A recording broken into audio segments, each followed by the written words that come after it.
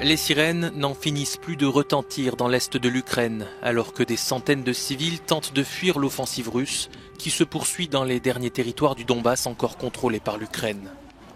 Ces régions se vident de leur population et la résistance face aux bombardements est de plus en plus compliquée. La situation est difficile, la ligne de front est sous les tirs d'artillerie incessants. Nous avons des combats très durs en direction de Louhansk, dans la communauté territoriale de Liman, indique le gouverneur de la région de Donetsk. L'ennemi essaie de percer et de capturer la ville de Liman, avec pour objectif d'avancer vers Sloviansk et Kramatorsk.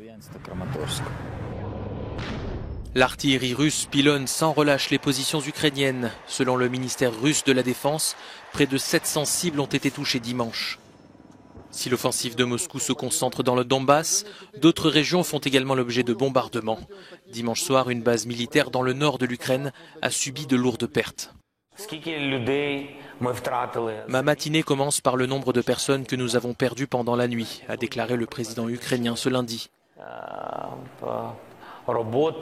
Nous avons compté à Desna. Les statistiques sont très tristes. Malheureusement, aujourd'hui, sous les décombres, à Desna, il y a 87 victimes, 87 cadavres, des victimes qui ont été tuées. À Mariupol et ses environs, les troupes russes ont poursuivi leurs opérations dites de filtrage et de transfert des combattants ukrainiens qui se sont rendus après avoir passé des semaines retranchés dans l'aciérie Azovstal.